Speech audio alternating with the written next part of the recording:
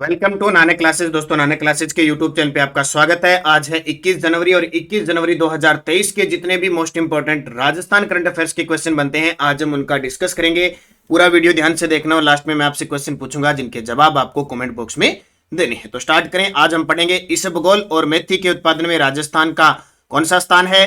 आर्थिक समीक्षा 2021-22 के कुछ कृषि उद्योगों से संबंधित आंकड़े पढ़ेंगे आज, और राजस्थान सरकार की कुछ योजनाएं जो फ्लैगशिप कार्यक्रम में शामिल है नहीं है उनके बारे में हम चर्चा करेंगे। तो 8:15 पर रोज आपको क्लास, संडे के दिन वीकली और मंथली क्लास होती है। स्टार्ट करें एक मोटिवेशनल स्पीच के साथ। नानक क्लासेज। आज रास्ता बना लिया है तो, आज रास्ता बना लिया है तो कल मंजिल भी मिल जाएगी। हौसलों से भरी यह कोशिश एक दिन जरूर रंग लाएगी। इसलिए हौसला मत खोइए, मेहनत कीजिए, कड़ी मेहनत कीजिए, आपकी मेहनत एक दिन जरूर रंग लाएगी। तो स्टार्ट करें आज की क्लास। स्पेशल और स्पेशल। सबसे पहले कल के क्वेश्चनों को एक बार लाइक शेयर आप सारे विद्यार्थी जरूर कर दिया करो, आपको कहने की जरूरत नहीं पड़े। दिव्यांगजनों को विभिन्न सुविधाएं और सुविधा उपलब्ध कराने के उद्देश्य से राज्य में प्रथम कंपोजिट रीजनल सेंटर कहां स्थापित किया जाएगा? जामडोली, जयपुर। भारत के किस एयरपोर्ट को विश्व स्तर पर 10 सबसे अच्छा प्रदर्शन करने वाले मध्यम वर्गीय एयरपोर्ट की सूची में शामिल किया गया? जयपुर को, और जयपुर को मिला 9वां स्थान। जयपुर साहित्य महोत्सव में श्री द्वारिका प्रसाद अग्रवाल अवार्ड से किसे सम्मानित किया गया? इरशाद कामिल को। और प्रधानमंत्री नरेंद्र मोदी के द्वारा लिखी पुस्तक एग्जाम वॉरियर्स का राजभवन जयपुर में किसके द्वारा लोकार्पण किया गया है? कलराज मिश्र के द्वारा। फिर हमने पढ़ा अजमेर में ख्वाजा मोइनुद्दीन चिश्ती की दरगाह पर 2023 में कौन से उर्स की शुरुआत हुई है? 811वें। और अंतर्राष्ट्रीय मानवाधिकार दिवस पर राजस्थान की किस हस्ती को global youth human rights champion award प्रदान किया गया? डॉक्टर कीर्ति पारिस की। क्विज आपको टेलीग्राम पे मिल चुकी है, पीडीएफ आपको मिल चुकी है। आप निरंतर अध्ययन करें, अच्छे तरीके से पढ़ें। और जो हमारी 1500 प्लस ऑब्जेक्टिव बुक थी करंट की, उसका वीडियो सॉल्यूशन चल रहा है प्रताप क्लासेज पे लगातार। और कल से आपके लिए लगातार आपकी जिज्ञासा थी जो ब्रह्मास्त्र है 5555 रीट मुख्य परीक्षा के लिए, सब एग्जामों के लिए, वो भी प्रताप क्लासेज पर रिवीजन स्टार्ट किया है। क्विक फटाफट रिवीजन स्टार्ट किया है। अगर आपको कहीं लगे, हालांकि अब जो नया संस्करण है बाजार के अंदर वो एकदम बिल्कुल एकदम सही है, लेकिन पीछे कुछ पुस्तकें थी उसमें हर एक टॉपिक में एक आधा पर्सन में मिस्टेक लग रही थी, तो वो अब रिवीजन स्टार्ट कर दिया। आप वहां से देख लीजिए, अगर कोई आपको लगता है तो तुरंत आप वहां से चेंज कर लीजिए। ठीक है, स्टार्ट करें आज की क्लास। पहला प्रश्न देखिए, राजस्थान का वर्ष 2020-21 में देश में इसबगोल और मेथी के उत्पादन में कौन सा स्थान रहा है? अभी रिपोर्ट आई है, ध्यान रखना। ये मत सोचना कि 2020-21 है, 2022 के अंदर आइए, क्योंकि ये जो आंकड़े जितने भी आएंगे वो पहले के आएंगे। तो राजस्थान का वर्ष 2020-21 में देश में इसबगोल और मेथी के उत्पादन में कौन सा स्थान रहा है? प्रथम स्थान रहा है। कौन सा? प्रथम स्थान रहा है।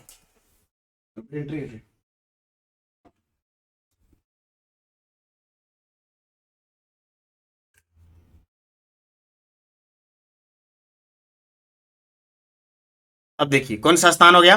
प्रथम। आज हम क्या करेंगे? टोटल और टोटल सारी चीजें, आज लगभग मैं सारी आर्थिक समीक्षा पे चर्चा करूंगा। इंपॉर्टेंट जो सेकंड ग्रेड में काम आएगा, रीट में काम आएगा, पीछे क्वेश्चन आते जा रहे हैं। देखो, राजस्थान का वर्ष 2020-21 में देश में इसबगोल और मेथी के उत्पादन में प्रथम स्थान। इसबगोल और मेथी, इसबगोल इधर ये जालोर बाड़मेर सरोई क्षेत्र में खूब होती है इसबगोल, घोड़ा जीरा जिसको कहते हैं, प्रथम स्थान है। तथा जीरा, लहसुन, सौंफ के उत्पादन में द्वितीय, और अजवाइन और धनिये के उत्पादन में तृतीय स्थान पर। ये मसाले वगैरह हड़ौती क्षेत्र में होते हैं, और ये जो सौंफ है, जीरा, ये जालोर सिरोही साइड होते हैं। तो जीरा, लहसुन और सौंफ के उत्पादन में द्वितीय स्थान, जबकि अजवाइन और जो धनिया होता है उसके उत्पादन में तृतीय स्थान, और इसबगोल और मेथी के उत्पादन में प्रथम स्थान। तो ये आंकड़े आपसे पूछे जा सकते हैं। अब बूस्टर डोज देखो, राजस्थान राज्य की उत्पादन में स्थिति वर्ष 2019-20 में बाजरा, सरसों, पोषक अनाज, कुल तिलहन, कुल दलहन, चना, गवार फसलों के उत्पादन में राजस्थान देश में प्रथम स्थान पे है। ये तो पता ही है अपने को, फिक्स ही है, बाजरा सरसों तुम जानते हैं। मूंगफली में दूसरा है और सोयाबीन में तीसरा स्थान है। ये प्रश्न अभी आया था शायद पीटीए में, पता नहीं किस प्रकार आया था। सोयाबीन में हम तीसरे स्थान पे हैं, मूंगफली में दूसरे स्थान पे है। अब देखो कृषि उत्पादन, ये आर्थिक समीक्षा, ये आंकड़े बहुत इंपॉर्टेंट है। जहां भी लिखा जाता है ना अर्थव्यवस्था, वहां से आजकल ज्यादातर एक करंट का प्रश्न उठा लिया जाता है ऐसा। और सीएटी में वन रक्षक में आपने देखे होंगे। देखो पूरा अनुमान होता है वर्ष 2021-22 में खाद्यान्न उत्पादन 225 लाख मैट्रिक टन। ये प्रश्न आ चुका है, ये प्रश्न 225 लाख मैट्रिक टन का अनुमान है। अब देखो टोटल खाद्यान्न उत्पादन हो गया। अब खाद्यान्न रबी की फसल में भी होता है खाद्यान्न और खरीफ की फसल में भी होता है। तो 2021-22 खरीफ खाद्यान्न उत्पादन का है 84.90 लाख मैट्रिक टन, ये पूर्वानुमान होता है उत्पादन। और रबी खाद्यान्न उत्पादन है 140.30 लाख मैट्रिक टन। अब दोनों देख लेना, खरीफ कम है, रबी ज्यादा है। और फिर देखो 2021 में खरीफ अनाज, ये तो है खाद्यान्न, ठीक है, सारी आ जाएगी। अनाज स्पेशल 66.63 लाख मैट्रिक टन और रबी अनाज उत्पादन है 115.95 लाख मैट्रिक टन। अब ये आंकड़े कहीं से भी किसी भी प्रकार से आपको दिए जा सकते हैं, तो इसलिए मैं आज अगले 3-4 क्वेश्चन ये लेके आया हूं जो परीक्षा की दृष्टि से इंपॉर्टेंट है, तो इसको भी अच्छे तरीके से याद रख लेना।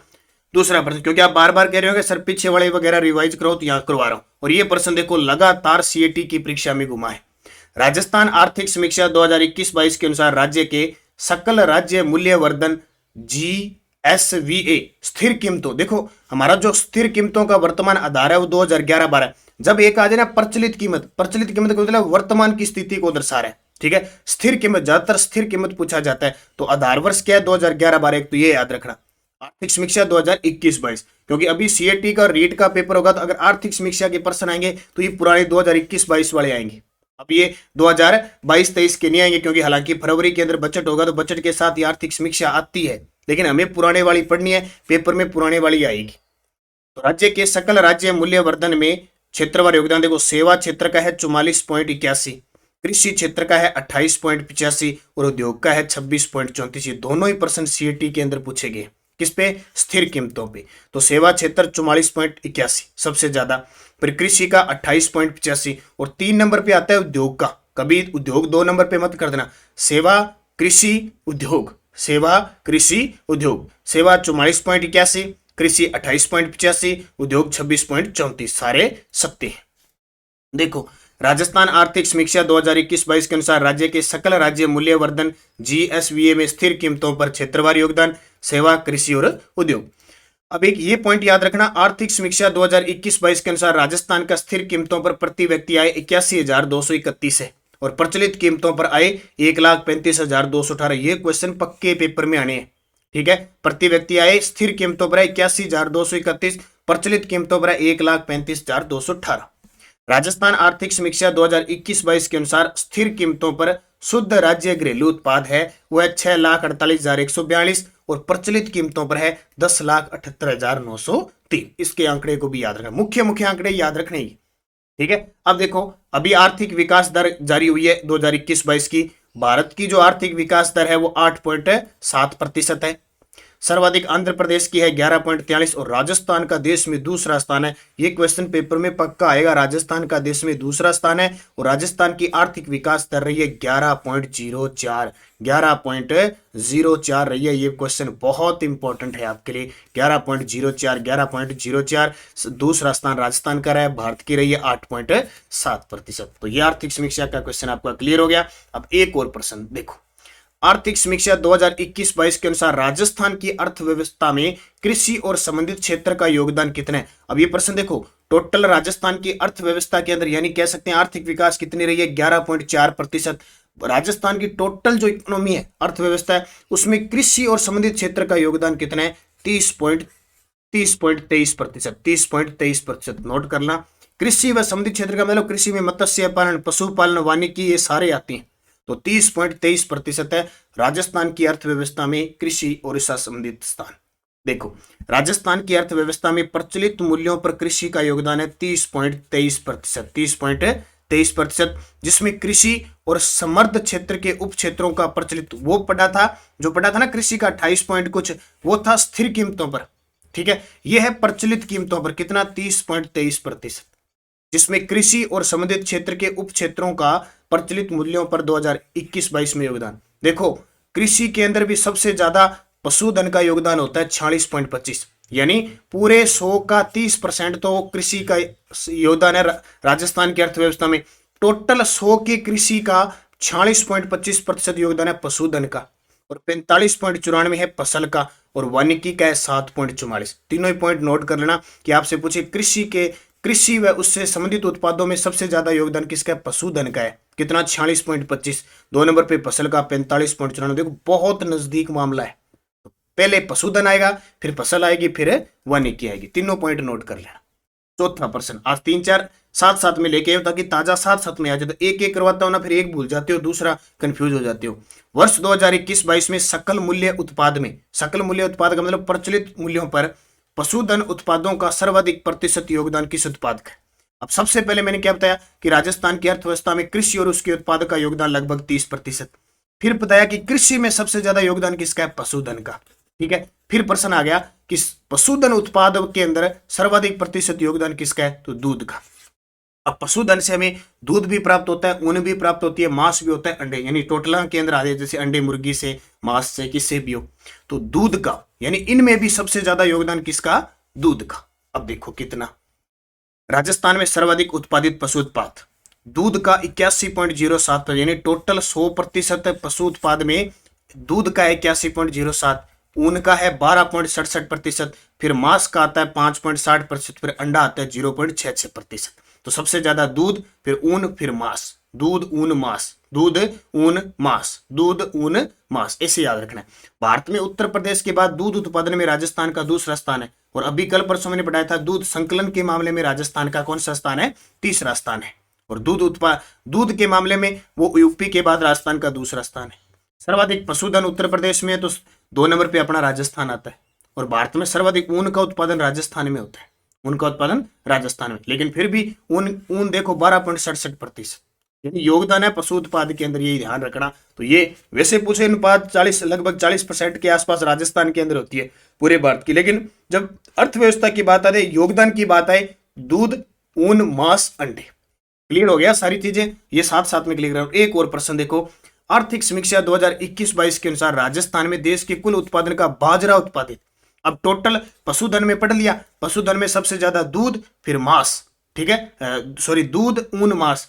अब आता है जो हमने पढ़ा खाद्यान्न फसल और फसल पढ़ी, तो कृषि में सबसे ज्यादा पशुधन का 2 नंबर पे फसल, और फसल में भी सबसे ज्यादा क्या होती है? बाजरा नहीं होती, बाजरा नहीं होती है, सरसों होती है। लेकिन हम ये क्या पूछ रहे हैं, देश के कुल उत्पादन का बाजरा राजस्थान में कितना होता है? 45.56। ये भी बहुत नजदीक मामला आएगा। पूरे भारत का राजस्थान में, पूरे यानी भारत का कुल उत्पादन बाजरा होता है 45.56, यानी 100% में से 45.56 अकेला राजस्थान के अंदर होता है।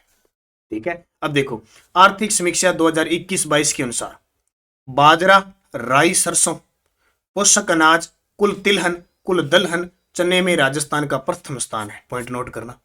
मूंगफली उत्पादन में दूसरा और सोयाबीन उत्पादन में तीसरा, ये पीछे बता गया। अब देखो इसकी पूरी डिटेल, राजस्थान फसलों का देश के कुल उत्पादन में योगदान सबसे ज्यादा, देखो फिर दोबारा बता देता हूं, कृषि के अंदर कृषि का राजस्थान की अर्थव्यवस्था में योगदान है 30% कुछ। कृषि में सबसे ज्यादा योगदान है पशुधन का, किसका है? पशुधन का है। और 2 नंबर पे किसका आता है? फसलों का। पशुधन में सबसे ज्यादा योगदान किसका है? दूध का, उसके बाद में ऊन का, फिर मांस का। और फसलों में सबसे ज्यादा योगदान किसका है? वो किसका योगदान है? सबसे ज्यादा सरसों व राई का है, सरसों व राई का है। 2 नंबर पे बाजरा का है। अब देखो पूरी डिटेल, राजस्थान फसलों का देश में कुल उत्पादन में योगदान, राई व सरसों है 46.28 और बाजरा है 45.56, बहुत ही नजदीक है। जैसे पशुधन और फसल थी वही कंडीशन है, राई व सरसों 46.28 और बाजरा है 45.56।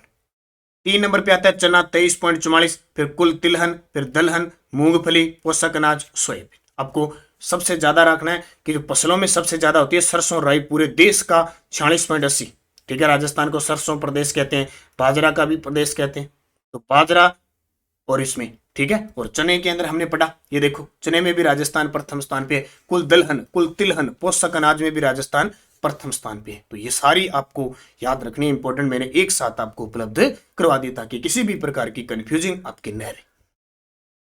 प्रदेश के बाड़मेर जैसलमेर के 486.39 वर्ग किलोमीटर क्षेत्र में तेल और प्राकृतिक गैस का एक्सप्लोरेशन भारत सरकार की किस कंपनी के द्वारा किया जाएगा? तो भारत सरकार की गेल इंडिया। कहां पे? जैसलमेर और बाड़मेर में। और तेल और प्राकृतिक गैस का लगातार कुएं खोदे जा रहे हैं, एक्सप्लोरेशन किया जा रहा है, उन्हें लाइसेंस दिया जा रहा है उन कंपनियों को कि आप खोजें, देखें कहां क्या निकल रहा है। तो ये हाल ही में एक्सप्लोरेशन भारत सरकार की कंपनी है गेल इंडिया को दिया गया है, महारत्न कंपनी है ना गेल इंडिया। तो प्रदेश के बाड़मेर जैसलमेर के 486.39 वर्ग किलोमीटर क्षेत्र में तेल और प्राकृतिक गैस का एक्सप्लोरेशन भारत सरकार के उपक्रम गेल इंडिया द्वारा किया जाएगा। गेल इंडिया को 3 साल और 9 माह के लिए ब्लॉक आवंटित किया गया है। गेल इंडिया को ओपन एक्रेज लाइसेंस पॉलिसी के तहत सप्तम चक्र में यह ब्लॉक आवंटित किया गया है। देश में ऑन लैंड क्षेत्र में खनिज उत्पादन में राजस्थान देश में पहले स्थान पे है। वर्तमान में प्रदेश में ओएनजीसी ऑयल इंडिया द्वारा बाड़मेर और जैसलमेर में पेट्रोलियम गैस का उत्पादन किया जा रहा है। ओएनजीसी ऑयल इंडिया, इसके लिए ओएनजीसी को 9 और ऑयल इंडिया को 2 लाइसेंस दिए गए। राज्य में पेट्रोलियम एक्सप्लोरेशन लाइसेंस एक्सप्लोरेशन कार्य किया जा रहा है। वेदांता जो समूह है उसको 9, ऑयल इंडिया क्या ऑयल है, ये ऑयल लिखा गया, ऑयल इंडिया को 5, ओएनजीसी को और गेल इंडिया को 1 पीईएल जारी किया गया है।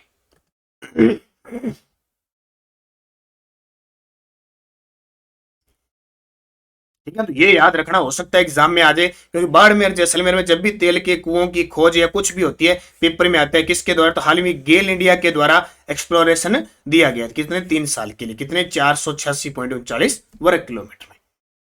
7 नंबर प्रश्न देखो, राजस्थान सरकार की फ्लैगशिप कार्यक्रम में शामिल योजना नहीं है। देखो टोटल 33 योजना फ्लैगशिप कार्यक्रम में शामिल हो चुकी है, तो एग्जामिनर ये भी पूछ सकता है कौन सी शामिल है और कौन सी नहीं है। देखो पर्यटन को पूर्ण उद्योग का दर्जा पर्यटन विभाग अभी ताजा दी है। मुख्यमंत्री अनुप्रति कोचिंग योजना सामाजिक न्याय विभाग की ये भी दी जा चुकी है। और Rajiv Gandhi scholarship for academic excellence योजना उच्च शिक्षा विभाग की है, जो 200 विद्यार्थियों को, मेधावी छात्रों को, वो भी दी जा चुकी है। इंदिरा गांधी शहरी रोजगार गारंटी योजना है ना, जो 9 सितंबर 2022 को चली थी, नगरीय स्वायत्तता विभाग की, अभी तक इसको फ्लैगशिप कार्यक्रम में शामिल नहीं किया आज की तारीख तक, तो ये शामिल नहीं है। अब अपने क्या पढ़ना है, अपने पढ़े पर्यटन को पूर्ण उद्योग का दर्जा, ये योजना पढ़ लेते हैं क्या है। पर्यटन को उद्योग का पूर्ण दर्जा, पर्यटन और हॉस्पिटैलिटी उद्योग को उद्योग का पूर्ण दर्जा, इसकी शुरुआत हुई थी 18 मई 2022 को की गई। यह योजना पर्यटन विभाग के अंतर्गत आती है। राजस्थान सरकार द्वारा इस योजना को वित्तीय वर्ष 2022-23 के बजट घोषणा संख्या 16 के अंतर्गत पर्यटन और हॉस्पिटैलिटी क्षेत्र को औद्योगिक क्षेत्र यानी इंडस्ट्री सेक्टर के रूप में पूर्ण मान्यता दी गई है। आने वाले वर्षों में इस योजना को इंडस्ट्रियल नॉर्म्स के हिसाब से ही गवर्नमेंट ट्रैफिक लेविस दे होगा। बस आपको इतना याद रखना, क्योंकि ज्यादा इसमें कुछ है नहीं। पर्यटन को उद्योग का दर्जा, जैसे राजस्थान पर्यटन विभाग को उद्योग का दर्जा यानी कब दिया गया था, जैसे 1989 के अंदर, फिर जन उद्योग का दर्जा 2004 के अंदर। तो पर्यटन के क्षेत्र में यह है, ये योजना किस विभाग की है, पर्यटन विभाग की, और हाल ही में इसे फ्लैगशिप में शामिल किया गया। 8 नंबर, राजस्थान सरकार द्वारा प्रदेश के किसानों को संबल देने के लिए प्राथमिक सहकारी भूमि विकास बैंकों से जुड़े किसानों के लिए कौन सी योजना लागू की जाएगी।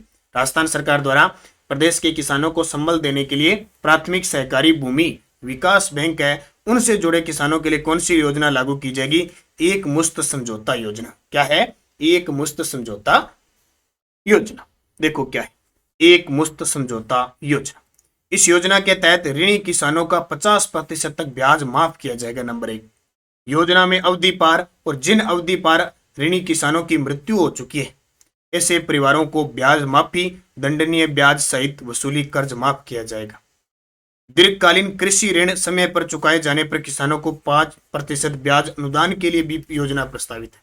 अगर समय पर दीर्घकालीन जो कृषि ऋण है अगर समय पर चुका दिया जाता है तो किसानों को 5% ब्याज अनुदान के लिए भी योजना प्रस्तावित है। योजना कौन सी? एक मुश्त समझौता योजना किसके लिए है?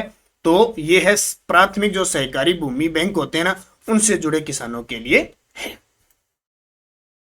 ठीक है, तो ये ध्यान रखना। पिछले वीडियो का क्वेश्चन था जोधपुर के बरकतुल्ला खान स्टेडियम में कितने वर्ष बाद रणजी मैच खेला गया? तो कितने वर्ष बाद? 32 वर्ष बाद। ठीक है, और अब आपके लिए क्वेश्चन जिसका जवाब आपको कमेंट बॉक्स में देना है। अजमेर में ख्वाजा मोइनुद्दीन चिश्ती की दरगाह पर 2023 में कौन से उर्स की शुरुआत हुई है? 786 में, 808, 811 में, 813। सही जवाब आपको कमेंट बॉक्स में देना है। यस्टरडे डोज हमने पढ़ी थी, ये क्वेश्चन बहुत इंपॉर्टेंट है, इनको भाई अच्छे तरीके से पढ़ लेना। राजस्थान का सबसे बड़ा कृषि जलवायु खंड कौन सा है? अति शुष्क आंशिक सिंचित पश्चिमी मैदानी क्षेत्र, जिसको 1C कहते हैं। ठीक है, ये पॉइंट याद रखना है, 1C। ये क्षेत्र जो है ना सबसे बड़ा कृषि जलवायु खंड है कौन सा? ये आपका जैसलमेर, बीकानेर और चूरू वाला है। राजस्थान का सबसे छोटा कृषि जलवायु खंड है आर्द्र दक्षिणी मैदानी क्षेत्र 4B जो आता है ना, आर्द्र जो दक्षिण वाला डूंगरपुर बांसवाड़ा वो है। किस कृषि जलवायु खंड में सर्वाधिक जिले आते हैं? सर्वाधिक है कृषि जलवायु खंड में। तो बाढ़ संभाव्य पूर्वी मैदानी क्षेत्र है ना, जो ये भरतपुर, धौलपुर और ये आते हैं, ये 3B के अंदर आते हैं, 3B में। और जैसलमेर, बीकानेर, चूरू किस कृषि जलवायु खंड में आते हैं? जैसलमेर, बीकानेर, चूरू, तो ये आते हैं अति शुष्क आंशिक सिंचित मैदानी क्षेत्र। ज्यादातर तो दो ही प्रश्न आ रहे हैं, बड़ा और छोटा, तो 1C के अंदर। और डूंगरपुर, बांसवाड़ा किस कृषि जलवायु खंड के अंदर आते हैं? आर्द्र दक्षिणी मैदानी क्षेत्र 4B के अंदर आते हैं। लास्ट नीचे 4 व्हीलर 4B, ठीक है, 4B जाएगा। और ये इधर कृषि वाला 1C जाएगा। इनकी पूरी चर्चा करेंगे, 2-3 दिनों में एक टॉपिक क्लियर करेंगे, ठीक है।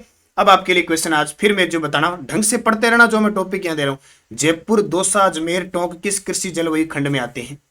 गंगानगर, हनुमानगढ़ किस कृषि जलवायु खंड में आते हैं? लूनी नदी का अंतर्वर्ती मैदान किस कृषि जलवायु खंड में आता है? ये वो अंग्रेजी वाले नाम बताने। कृषि अनुसंधान केंद्र मंडोर किस कृषि जलवायु खंड में आता है?